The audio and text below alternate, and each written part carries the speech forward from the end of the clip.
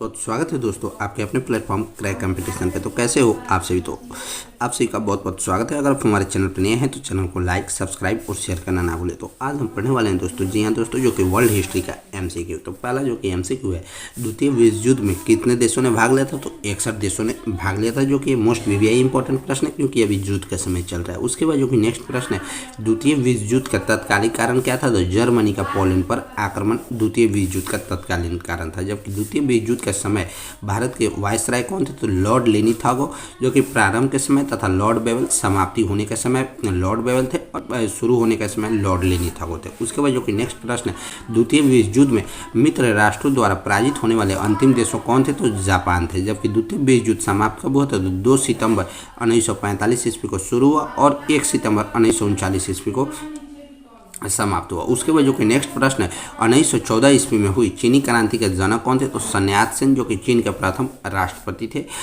उसी ने चीनी क्रांति का जनक नायक थे। अब जो नेक्स्ट प्रश्न है दोस्तों, चीन में गृह युद्ध कब शुरू हुआ था। तो 1928 ईस्वी में चीन में गृह युद्ध शुरू हुआ था। उसके बाद जो कि नेक्स्ट प्रश्न है दोस्तों, खुले द्वार की नीति किसने अपनाई थी। तो चीन ने खुले द्वार की नीति अपनाई थी। जबकि खुले द्वार नीति का प्रतिपादक कौन थे। तो जॉन है खुले द्वार की नीति का प्रतिपादक थे। उसके बाद जो कि नेक्स्ट प्रश्न है दोस्तों, चीन की विशाल दीवार का निर्माता कौन थे। तो शी हांग थे चीन की विशाल दीवार का निर्माता। जबकि चीन द्वारा भारत पर आक्रमण कब किया गया था। तो 1962 ईस्वी में। वहीं बात करते हैं दोस्तों, एशिया का मरीज किसे कहा जाता है। तो चीन को एशिया का मरीज कहा जाता है। जबकि यूरोप का मरीज किसे कहा जाता है। तो तुर्की को यूरोप का मरीज कहा जाता है। उसके बाद जो कि नेक्स्ट प्रश्न है दोस्तों, आधुनिक तुर्की का निर्माता कौन थे। तो मुस्तफा कमाल आधुनिक तुर्की के निर्माता थे, जो कि पेशा से क्या थे। तो आतातुर्क और तुर्की के पिता। उसके बाद जो कि नेक्स्ट प्रश्न है, लोजान की संधि कब हुई थी। तो तुर्की और मिस्र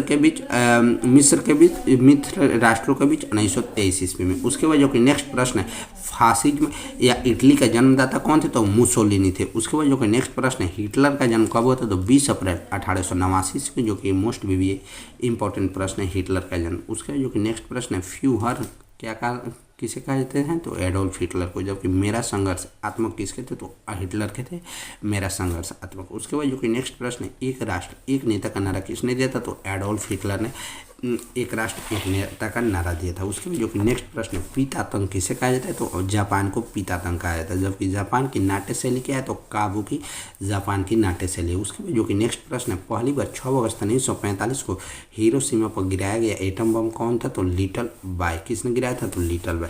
उसके बाद जो कि नेक्स्ट प्रश्न है, दूसरी बार 9 अगस्त 1945 को नागासाकी पर गिराए वाला एटम बम कौन थे। तो फुटमैन, जो कि फुटमैन एटम बम था। जबकि पहला बार लिटिल बॉय थे। उसके बाद जो कि नेक्स्ट प्रश्न है, 100 वर्षीय युद्ध क्या किसके किसके बीच हुई थी। तो इंग्लैंड एवं फ्रांस के बीच। जबकि बर्मा स्वतंत्र कब होता। तो 4 जनवरी 1948 ईस्वी को बर्मा स्वतंत्र हुआ। जबकि वही नेक्स्ट प्रश्न है दोस्तों, पाब्लो पिकासो एक चित्रकार थे, कहाँ के। तो स्पेन का। जबकि सीरिया की राजधानी कहाँ है। तो दमिश्क थी सीरिया की राजधानी। वहीं बात करते हैं दोस्तों, जो कि नेक्स्ट प्रश्न है, दी लॉज एवं रिपब्लिक रचना किसके। तो प्लेटो का दी लॉज एवं रिपब्लिक रचना है। वहीं जो कि नेक्स्ट प्रश्न है, ब्रिटेन चीन के बीच प्रथम का अफीम युद्ध कब हुआ था।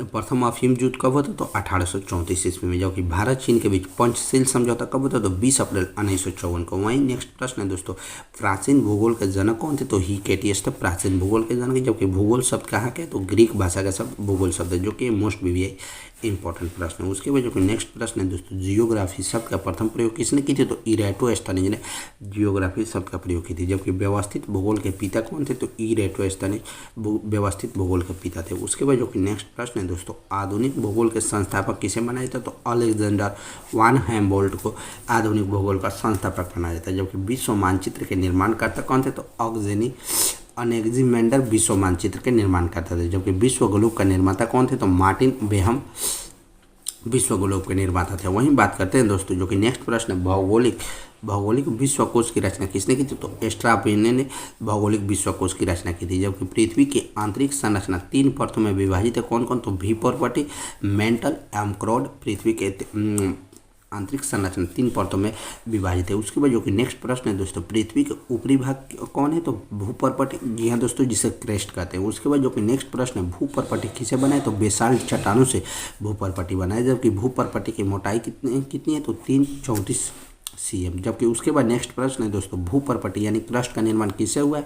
तो सिलिका एवं एल्युमिनियम जी हाँ दोस्तों, जो कि सिलिका SI और एल्युमिनियम Al से, अतः इसे CrSiL परत भी कहा जाता है। जी हाँ दोस्तों, तो कैसा लगा दोस्तों वीडियो? अगर वीडियो अच्छा लगे तो वीडियो को लाइक, चैनल पर नया है तो सब्सक्राइब और शेयर करना ना भूलें। ठीक है दोस्त, बाय बाय।